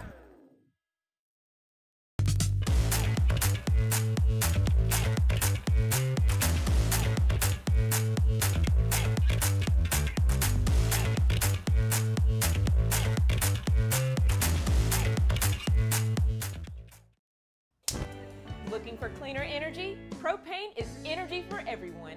And when you're cooking with clean, affordable propane, you're cooking with gas. In the wintertime, nothing heats a home like Louisiana propane. And when you need hot water, propane's got you covered. Oh, and you won't regret that propane generator when the power goes out. I'm Miss Louisiana, Gabrielle McLeod, and to find more information and to find a propane dealer near you, visit louisianapropane.com. Men, age is just a number. Don't let it dictate how you feel. Goodwood Men's Sexual Wellness has anti-aging services that can help you look and feel your best. Visit yourgoodwood.com and discover a renewed sense of vitality. Breck teamed up to reimagine your parks, and you imagined big. With your help, we went to work, creating 12 beautiful community parks across the parish. A family-sized water park, miles and miles of trails, and parks just for your dogs. There are more places to splash, to explore, to run wild, and even soar. You imagined, we delivered. Gold. Breck, your #1 park system in the nation. Today, we are shaping tomorrow. We are researching how extreme stress impacts the immune system, from trauma victims to athletes and even astronauts. Our work is leading the way in sepsis treatment, saving countless lives. We're unlocking the mind with music in exciting new ways. Our Lady of the Lake Health and LSU are improving the health of our state. That's the impact of champions. Imagine the impact we'll have on the future. Together, we roar. Hi, this is Beth Serena. Welcome to my pool.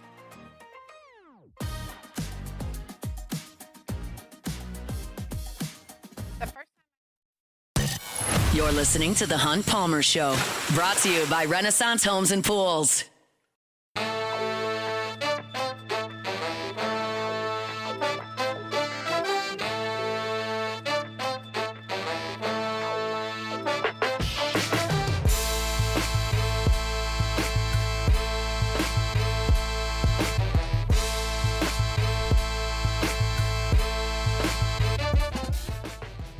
Wednesday show is brought to you by Renaissance Homes and Pools. Cleveland and Detroit tied at 1. Tigers trying to punch their ticket on to the divisional round. Cleveland trying to extend things to tomorrow. Padres jumped out to a 1-0 lead on the Cubs in the top of the first inning. They're now in the bottom of the second. 1-0 Padres. All right. Got some shuffling to do here with our SEC football power rankings. Let's get to it. Hunt's SEC Power Rankings. The Alabama Crimson Tide. Moved the Tide up 5 spots. I think they were down at like 10 after week 1. They're now at the top spot. I just think that they have a lot of talent. I think their defense has played pretty well. I was impressed by the defense on Saturday. They're hustling more than everyone saw them loafing against Florida State. But Simpson's the difference. Because you know they're going to have dudes on the outside, which they do. Jam Miller now back at running back as well. Ryan Williams is a star. And Simpson's playing great. And so that's the difference maker here for me. I've got them at the top spot. Plus, they went to Athens and won. That brings us to number 2. The Georgia Bulldogs. I said Georgia was going to be at the top until they weren't. You lose a game on the road where I think the team outplayed you. And now you couple that with the fact that they got really nearly outplayed by Tennessee. I'm not going to take it away from them, but this is not the steamroller that we've seen. I think Tennessee and Bama are both very good, so I don't think that Georgia falls back to like 6 because of that, but I do have to bring them off the top spot, Georgia at number 2. The Oklahoma Sooners. Got the Sooners back to 1 spot. They were 2 last week. Georgia and Alabama jumped them, so the Sooners there with a really, really good defense. Tops on 3rd down in the nation at this point, and when Mateer gets healthy, I think they're really good. I'm not going to ding Oklahoma right now for Mateer being hurt. We'll see how things move along the course of the month of October, but right now I've got OU at number 3. The Ole Miss Rebels. Ole Miss moves up 7 spots. I watched every snap they played on Saturday, unfortunately. I still think their defense is probably not very good. LSU not able to do anything against it, but Kiffin is going to score points, and they're going to score points on just about everybody they play. They scored enough points to win the game against LSU. They are unbeaten. They're a likely playoff team, in my opinion. And they got a quarterback that really knows what he's doing. I was impressed with him against that LSU defense, which might be the best defense he sees all year. So I got Ole Miss at number 4. Texas A&M! That backs the Aggies up 1 spot because Ole Miss climbed 7. So A&M, even though I still think they're pretty good, and I'm impressed by the fact that they won a shootout in South Bend and then won a slugfest against Auburn in College Station, winning 2 different ways. I think it's a good thing. Marcel Reed, I think, is a good player. Mike Elko, I think, is a good defensive coach. I think A&M is a threat here. I've got him at number 5. The Tennessee Volunteers. Vols just stay stationary. They go to Starkville. They get the win. Was it the best defensive effort I've ever seen? No. Did Aguilar make enough plays down the stretch to get it done? He did. That's a hostile environment to play in there in Starkville, especially at night when things get cooking. And Tennessee handled themselves pretty well with a lot of new guys that weren't out there last year. So not something that's going to skyvault you through the ranks here, but I like the fact that they were able to go win, so they stay there at 6.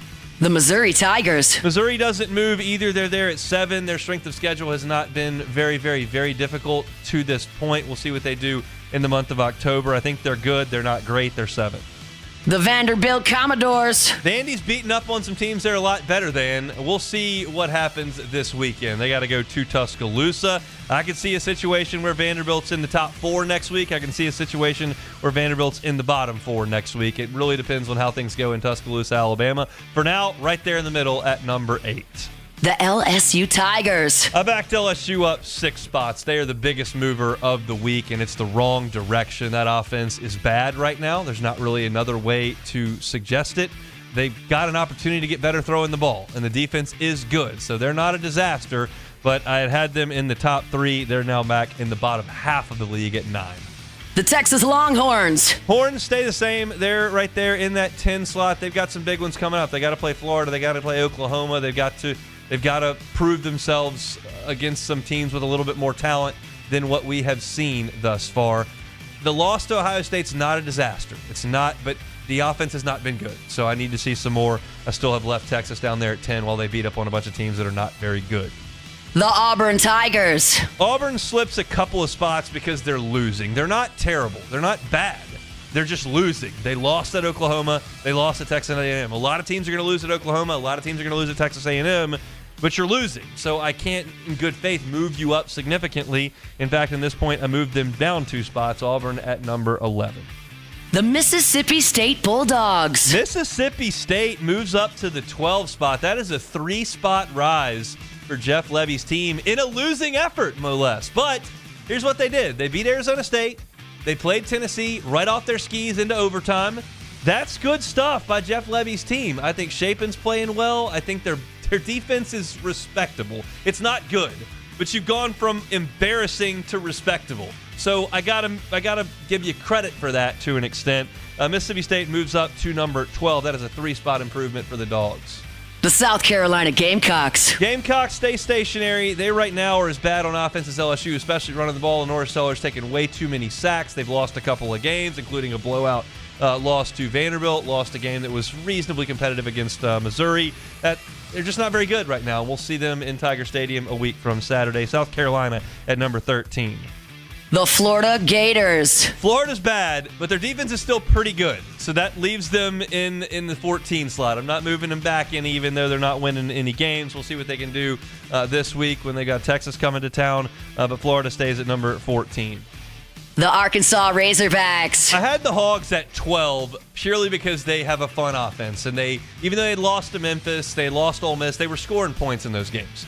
They didn't score on Notre Dame, and Notre Dame's defense is not very good, and their defense is just abysmal. So I can't move Arkansas anything further than 15 because 16 is very obvious. This is as low as they are able to go. They fired their coach. They're going in a new direction. They got Bobby Petrino, but they're not number 16 because we got one more team to get to. The Kentucky Wildcats. Kentucky's very bad. Very, very, very bad. They're very bad at offense. They're very bad at defense. They're bad at running the ball. They're bad at stopping the run. They're bad at passing it, stopping the pass. They're poorly coached. They don't recruit well. They don't develop. This has run its course, and the longer they drag it out, the longer they drag it out. But they got to make a change. They're the worst team in the SEC to me. So that is your look at the Southeastern Conference. Bama at the top.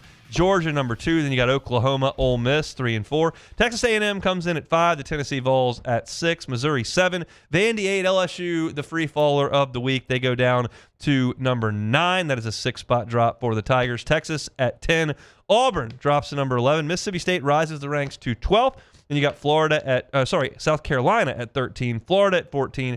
Arkansas tumbles to 15th. And then the Kentucky Wildcats are last.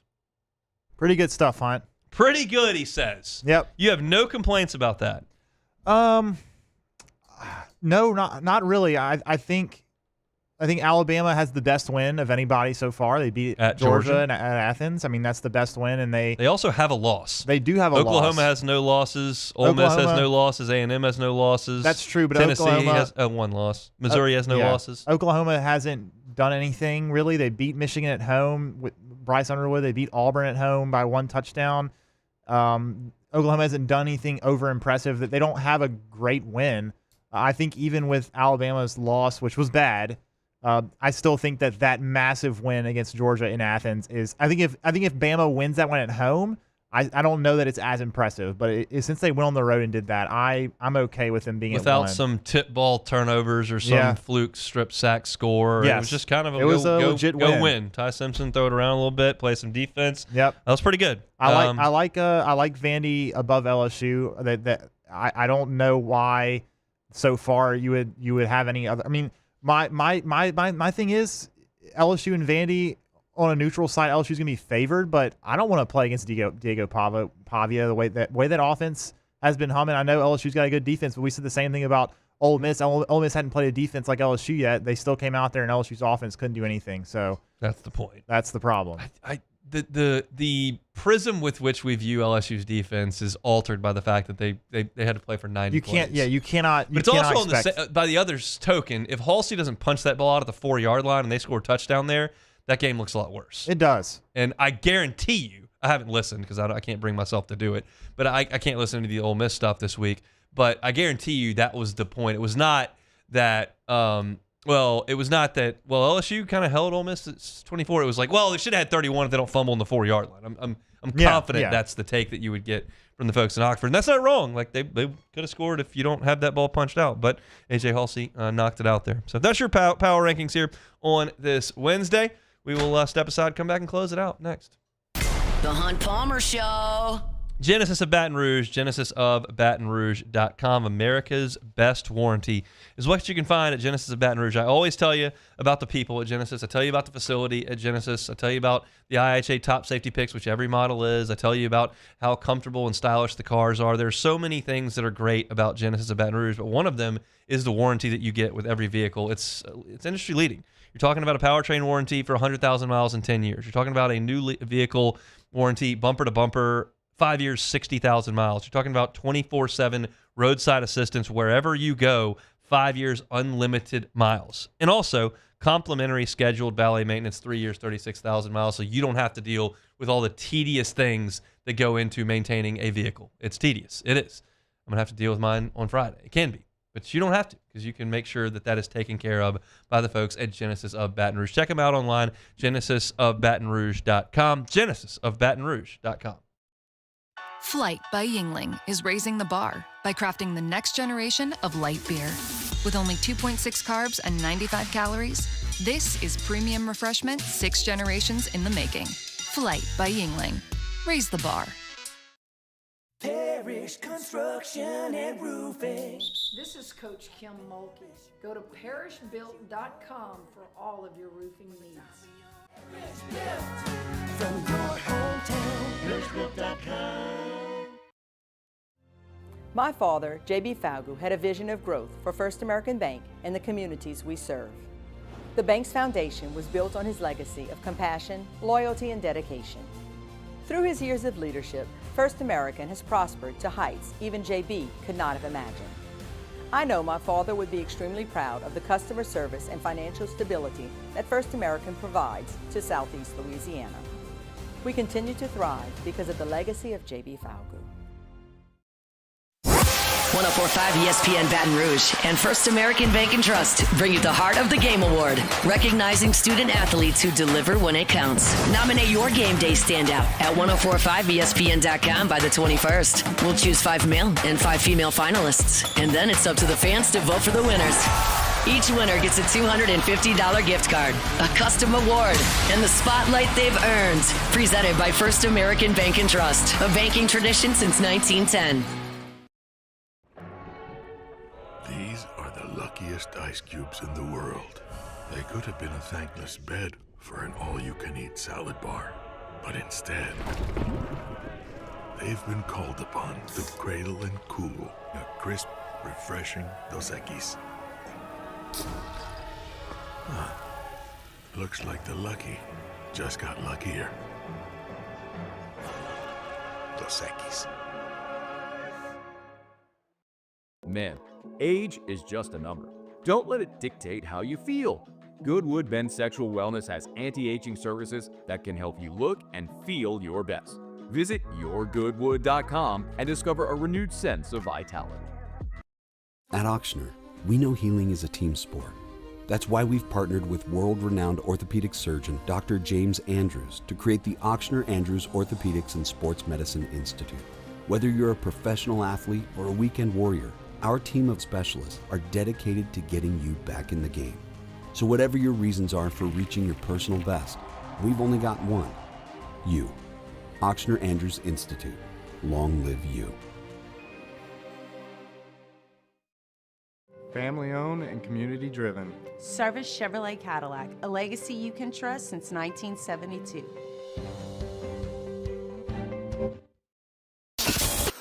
This is the Hunt Palmer Show, brought to you by Renaissance Homes and Pools.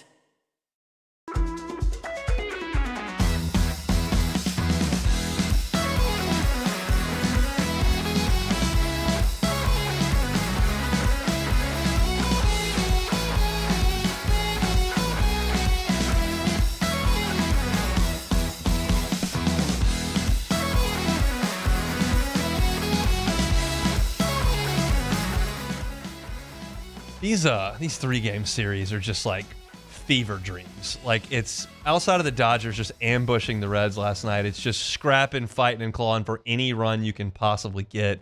Cubs win 3-1 yesterday. 3-1 win for the Sox, I think, yesterday. Is that right? Yeah. Yes. And then you had a 2-1, I think, for the Tigers yesterday. Yes. Yeah, that's exactly right. So it's just like every game is so nip and tuck because every team is just full on deploying their bullpens in the 5th inning, and every guy comes in throwing 150 miles an hour. It's just it's so gripping. It's so compelling. I realize that this is not a Major League Baseball market, that there are some Astros fans, there are some Braves fans, there are some Yankees, Red Sox, Cubs fans, but it's not something we talk about really ever. But the baseball yesterday I watched a lot of it based on the noon game leading up to my show, and then the Cubs game, obviously. And then when I got home, Yankees, Red Sox was finishing up, and Yankees loaded the bases with nobody out in a 3-1 game, and then Chapman came back and got the 3 outs. It was just incredible stuff. And then today's been exactly more of the same. You look at what's going on in Cleveland right now. You've got a 1-1 game headed to the bottom of the 8th inning between the Tigers and Guardians. Incidentally, if you weren't listening to the top of the show, Tigers started former Auburn ace Casey Mize today, and then Cubs and Padres is a 1-0 game in the 3rd inning as well. So it's just it's so gripping, it's so compelling. I think things will loosen up as you get into the division round. It's a 5-game series. You've got a little bit more wiggle room. You don't have aces and high-level relievers coming in immediately, but it's really good right now. The Guardians only have 2 hits, and they're right there in that game. So should be an incredible day of baseball here, and then we'll see what tomorrow brings from a scheduling perspective. Just depends on how many game 3s are forced. I hate the stat that's just flying everywhere currently, that in this format, which has been going on for 3 years, that no team has lost the first game and then come back and won the second 2, which is not great news for the Cubs, who won yesterday. It just seems like that would... Somebody asked me, I did a Lafayette hit today, and they were like, hey, you should be in a great spot with the Cubs. No one's ever come back from 1-0 down in this best of 3. And I was like, well, the Cubs defied history for 108 years previously. So I feel like we really don't have to subscribe to those types of statistics. Also had a 3-1 lead in 2003 and gagged it away in the CS. So it happens. That was before the curse was broken, though, Hunt. It was. But, since we did break the curse, we haven't done squat. We won 1 postseason series the next year. That is and haven't true. done anything. So feels like it's time to go maybe figure something out. It's been 9 years since 2016. It's a long time. It is a long time. We got any take it or leave it? Yeah. Take it or leave it. Take it or leave it. Presented to you by Flight by Yingling, the next generation of light beer, crafted by America's oldest brewery. Today's hottest stories in sports, news, and sometimes even Hunt's life. The question is, will he take them or leave them? Michelle is in Wrigley Field right now with a Flight by England. They now have them up there in Illinois. They did not have them in Nebraska or in Iowa, where I was this summer, but a lot of places they do, and Louisiana is certainly one of them. If you're looking for a light beer on these hot Louisiana afternoons, another hot weekend coming, looking to watch some football on the couch, watch some baseball on the couch, want to enjoy a cold beer, Flight by Yingling is the next generation of light beer.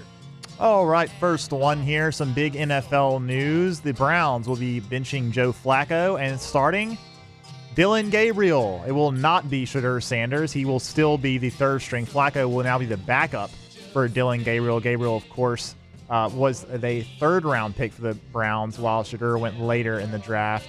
Browns starting Dylan Gabriel. Take it or leave it. I'll take it. Why not? I'll take He's an it. early-round pick, had a nice college career. Give him a shot. I'm kind of in that mode with the Saints here coming up. You still got to give Spencer Rattler his 1, maybe 2 more efforts, but I think Tyler Shuck's time is approaching at some point. Now it's Gabriel's time. I was listening to ESPN Chicago earlier today, and they were talking about the Browns going, we're terrible at football. The Bears are an awful existence annually. The Browns are so much worse, and that is actually true. And if you're miserable as a Saints fan right now and you like some company, the Browns are significantly worse. So that's a feather to put in your cap. All right, next one here. Arsenal playing in the Champions League right now, leading 1-0 at halftime against Olympiacos, the Greek giant. Olympiacos. Olympiacos. As in Olympics, but Olympiacos because they're in Greece. Yeah, they're in Athens. Mm-hmm. Arsenal, get the win today against Olympiacos. Take it or leave Surprised you even said win. Aren't you supposed to say result? I'm saying they're going to win. They're not going to win. They're not going to win. Olympiacos. Leave it alone. You realize that it's impossible for a team to score 2 goals in the second half. So the game's already over. It actually is very possible. There's a home run by the Guardians. That's their second hit of the game. That one went over the fence. Cubs won a game doing that yesterday. Just a couple of solo homers. I don't know anything about Arkansas and Olympiacos. I know they got to make sure their touches are good up front. Yeah. Got to go ahead and make sure that you're aggressive on the back end. Yep. No red cards. You don't want that. No, you don't. And you want to make sure that Make sure no handballs. You don't want that. You don't want that either. You want to make sure.